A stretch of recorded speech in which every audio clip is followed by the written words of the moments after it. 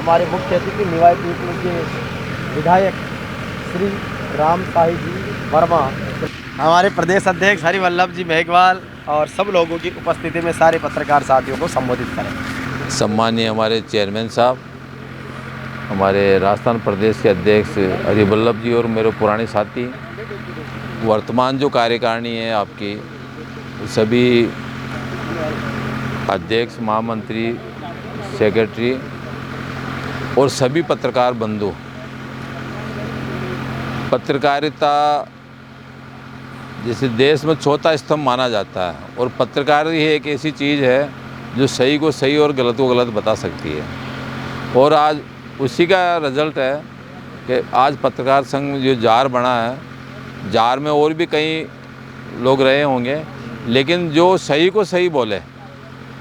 कई बार क्या होता है, मजबूरी हो जाती है, नैरेटिव सेट हो जाता है, वो नहीं होना चाहिए। आज कोई पॉक्सो की कोई कार्रवाई हो रही है तो कम से कम उस चीज़ को हम समाज में रहते हैं, पत्रकारिता अपनी जगह है लेकिन समाज में रहते हैं तो कम से कम उस चीज़ को कोशिश करें दबाने की, उसका नाम आउट नहीं होवे उसका, क्योंकि आने वाले समय में उसके साथ में जैसे आपने एक देखा होगा जेसी बोस वाला बहुत बड़ा कांड हुआ था। उनके जो फादर थे मेरे ऑफिस में थे, आकाशवाणी में थे, मैं दूरदर्शन में था। हम लोगों ने बहुत कोशिश करी लेकिन पत्रकारिता में रहने की वजह से वो बात आउट नहीं हुई। बाद में धरने प्रदर्शन हुए और वो हुए, उसके बाद में हुआ। तो हमारा दायित्व ये बनता है कि जो भी काम हो पॉजिटिव रखते हुए समाज को आगे लेके हम चलें, क्योंकि जो समाज है ना, हर आदमी समाजों से जुड़ा हुआ रहता है, चाहे किसी भी समाज का हो। पत्रकारिता जो कलम है ना, वो कलम ही काम करती है और आप लोगों की कलम सही जगह चले, मेरा ऐसा विश्वास है। इस मौके पे मैं आप लोगों को बधाई के साथ में कहना चाहता हूँ कि निवाई के अंदर जैसे आपका कोई कार्यालय का हो, ज़मीन आवंटन के लिए कार्यालय का हो, मैं चेयरमैन साहब से कहूँगा कि जो भी मिनिमम रेट हो डीएलसी रेट पे, या डीएलसी रेट का जितना जो भी 25% है या 50% है, जो भी डीएलसी रेट होगी, यूडीएस के नियम है, आप लोगों को ऑफिस में ले। और वहाँ पे अब होता क्या है कि जैसे यहाँ 50 पत्रकार होंगे छोटे मोटे मिला करके, जिसका भी कार्यक्रम हो रहा तो एक आदमी अगर ऑफिस में बैठेगा तो वहाँ एक बार सूचना दे दें, वहाँ मेल कर दें तो वो सब पत्रकारों में सर्कुलेट हो जाए। तो मैं कोशिश करूँगा कि एक अपना ऑफिस बन जाए और ऑफिस भी प्राइम लोकेशन पे बने।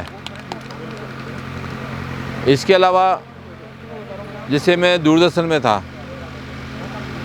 एक राजस्थान सरकार ने एक योजना चलाई थी, आपको ध्यान हो तो हरिवल्लभ जी आपको पता होगा, पत्रकारों के लिए अलग से स्कीम कटी थी। एक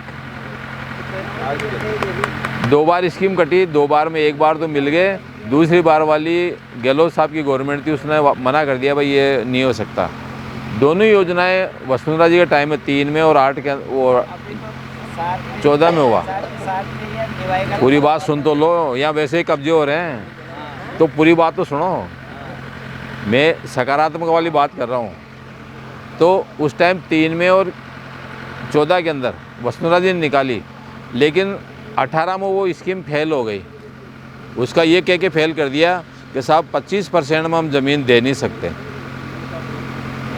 वरना प्रत्येक व्यक्ति को 200 गज का, 150 गज का, जो भी क्राइटेरिया अगर मान लो संस्था के थ्रू तय हो जाता है वो मिलना चाहिए, क्योंकि पत्रकार है ना, पत्रकारों को तनख्वाह नहीं मिलती है।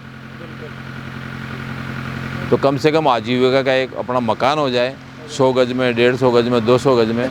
वो इस तरह के मैं प्रयास करूँगा कि अगर मान लो कोई नई स्कीम नगर पालिका से करती है या हाउसिंग बोर्ड से करती है, कोशिश करेंगे पत्रकारों का एक अलग से कोटा हो जाए। मेरा अपना ये है। दूसरा, पत्रकारों से भी एक निवेदन है कि जो भी हम न्यूज़ निकालें, कई बार क्या, अभी जैसे दुकान मैंने खाली कराई, सरपंचों के बारे में मैंने टोंक में बोला, एक हमारा अखबार है वो कहता है कि साहब विधायक के बेतु के बोल, जबकि मेरा कोई बेतु का बोल नहीं है, मेरा वो कोई मेला फैडली नहीं है। मैंने पिछले 70 साल के जो चल रहा है उसका मैंने उल्लेख किया कि भाई 70 साल में जिस गांव में आप जा रहे हो उस गांव का रास्ता ही साफ नहीं है, फिर आपने सरपंच क्या कर रहे हैं। बात तो सकारात्मक थी, लेकिन व्यक्तिगत या कुछ लोगों ने उसको नेगेटिव न्यूज़ चलाई, वो इस तरह का नहीं होना चाहिए। हालांकि उसके 4 दिन बाद ही 4 पंचायतों को मैंने काम रुकवाए, और चारों को इसलिए रुकवाए कि बिल्कुल जीरो, जो आदमी बिलो रेट पे ठेका ले रहा है वो बताओ, बिलो रेट वाला क्या क्या लगाएगा, अंडा खाएगा क्या यार, कमाएगा क्या। बिलो रेट पे जो ठेका ले रहा है वो किसको देगा, क्या नहीं देगा, तो मेटेरियल है। फिर आम आदमी ये सोच के चलता है कि भाई ये तो सरकार का पैसा है, हमारा थोड़ी लग रहा है। लेकिन अपने ये मान के चलें कि जो पैसा लग रहा है वो सरकार का नहीं है, वो हमारा अपना है। जिस गांव के अंदर अगर वो पैसा लग रहा है वो गांव हमारा है, उस गांव का डेवलपमेंट है। सीसी रोड बने, चाहे अंदर जाने का रास्ते साफ हों, कीचड़ साफ हों, कम से कम गांव की जो साख है ना वो तो बाढ़ ही दे देती है कि इस गांव की अगर साख है तो बाढ़ दे देती है। और ये चीज़ें आपको आम जनता में, पत्रकारिता एक ऐसा माध्यम है, चाहे प्रिंट मीडिया हो चाहे इलेक्ट्रॉनिक मीडिया हो, और आप लोग जो बात रखोगे ना, आम आदमी अखबार पढ़ता है। मेरे को कई लोग कहते थे कि यार भाई साहब आप निवाई में घूम रहे हो हारने के बाद भी, लेकिन आपकी न्यूज़ बहुत कम आती है। मैं कोई बात नहीं यार, जनता तो देख रही है ना, मेरी न्यूज़ कम आए ज़्यादा है। इस मौके पे मैं ये भी कहूँगा, होली दिवाली के, जैसे मैं करनाणी जी को कहूँ, मेरा एक ऐसे कोई विवाद हो गया था, एक छोटा सा विज्ञापन को लेके मैंने इनको कोई बात कह दी थी। सबसे बड़ी बात है कि मैं जो बात होती है साफ कह देता हूँ, इसमें कोई बुराई वाली बात नहीं है। और इन्होंने इस चीज़ को ये ले लिया कि भाई आपने उनको दे दिया, उनको नहीं दिया, विज्ञापन वाली बात होती है। आजकल मार्केटिंग होगी, विज्ञापन में भी आप लोग भी है ना, मार्केटिंग ऐसी हो गई तो मार्केटिंग की वजह से आप लोगों की मजबूरी हो जाती है कि साहब हम मार्केटिंग करें, ये पैसा कंपनी में पहुंचाएं, ये उस चैनल को पहुंचाएं, और आप नहीं पहुंचाओगे तो आपका मार्केट भी है ना वो उस तरह का आपको खुला नहीं देगा। तो ये भी होना चाहिए। कोशिश करूँगा आप लोगों की कोई भी बात होगी मैं उसको सही मंच पे सही जगह पहुंचाने की कोशिश करूँगा। डीपीआर में पहुंचाएं या कहीं भी पहुंचाएं। और डीपीआर के अंदर भी मेरा बहुत अच्छा अनुभव है डीपीआर का, क्योंकि मैं दूरदर्शन में था कवरेज वगैरह करने, हम साथ में इंजीनियर थे तो साथ में जाते थे। डीपीआर का भी है ना, आपके कोई भी आपके उचित माध्यम की बात होगी मैं आपको बताने की कोशिश करूँगा, आपकी बात को वहाँ पहुँचाऊँ। बहुत बहुत धन्यवाद, आपने बुलाया, मान सम्मान किया, उसके लिए बहुत बहुत धन्यवाद।